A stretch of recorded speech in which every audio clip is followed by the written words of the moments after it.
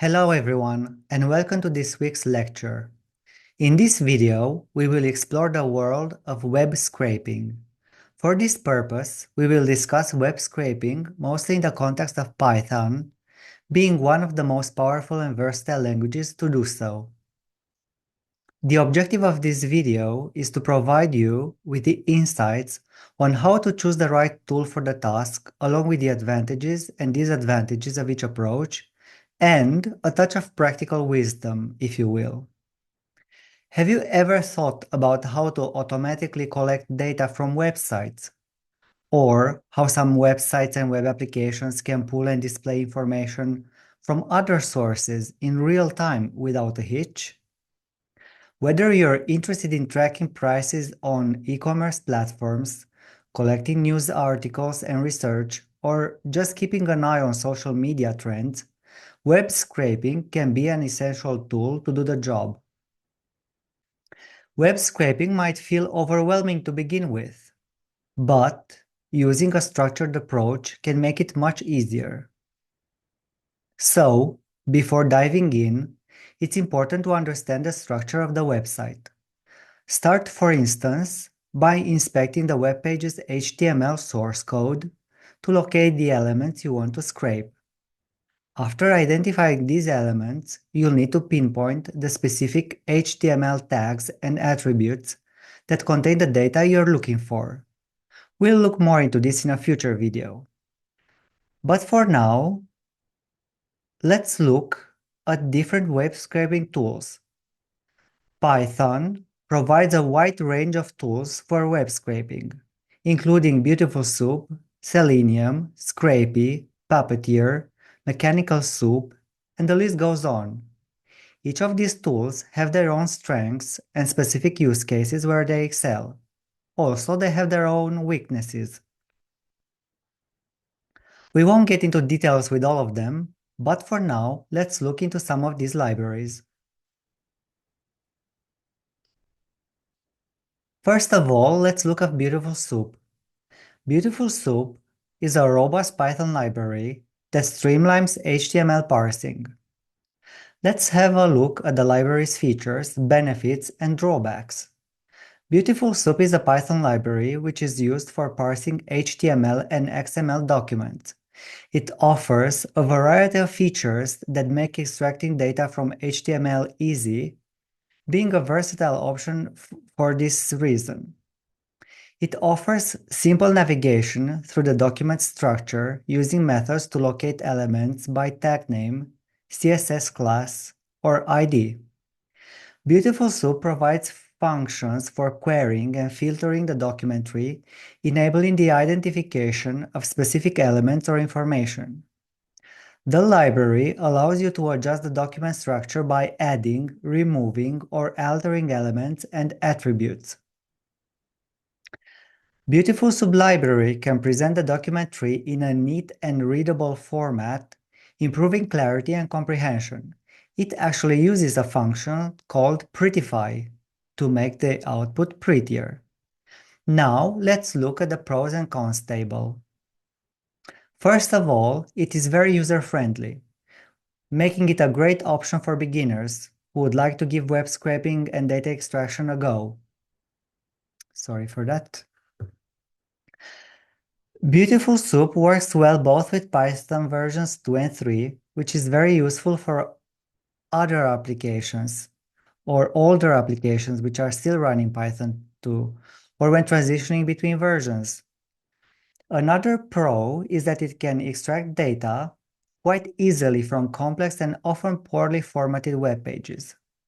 And last but not least, Beautiful Soup has a large community which is quite active, so you can easily find resources, a good documentation, and most importantly, continuous support for the library, so that it does not become obsolete. Now, with all of that being said, there are a few drawbacks you need to think about when you choose Beautiful Soup over other libraries, and we list them here. First and foremost, I would say that the usability is prioritized over the speed, so it is not very efficient for scraping at large scale. Another drawback is that it is not designed, unfortunately, to handle JavaScript, which is of course very popular on the web. For that, other frameworks are most useful, like Selenium or Puppeteer that we are going to talk later on. And one more disadvantage I like to mention is that it does not support asynchronous scraping, meaning that you cannot send multiple requests without waiting for each response before firing the next one. That might be needed in some applications. Now, let's look at a geek's favorite, Selenium. Selenium is an open source framework which is mainly used to automate web applications for testing. It's also often used for automating web scraping and other browser-related tasks. Selenium is highly versatile. Its headless browser capability and ability to interact with both dynamic and static web elements while extracting text makes it a powerful tool for web scraping as well. Unlike dedicated web scraping tools, Selenium has an advantage, and that is its ability to mimic human interactions with browsers and web elements. Now, some of you might wonder what is a headless browser in Python. A Python headless browser is a tool that can scrape dynamic content easily without the need for a real browser. This reduces scraping costs, which makes it a very popular option among companies. A headless browser is seen essentially as a web browser that operates without a graphical user interface, what we know commonly as GUI, but has all the essential features of a traditional browser. Selenium supports standard functions like handling JavaScript and clicking links. So you can do this in Python with Selenium. By using a Python headless browser, you can also automate browsing tasks and really, like I said earlier, simulate human interaction. You can perform various actions like clicking buttons, manipulating drop-down menus, filling in text fields, and navigating through web pages. This can also save time during development. With Selenium, you can also avoid getting blocked by websites. However, always make sure that you can ethically and legally scrape the content. Now, let's look at the pros and cons of Selenium. Oh, we have already discussed some of the pros, but let's go through them really quickly. So, Selenium provides a very smooth browsing experience, and it can handle dynamic content very well.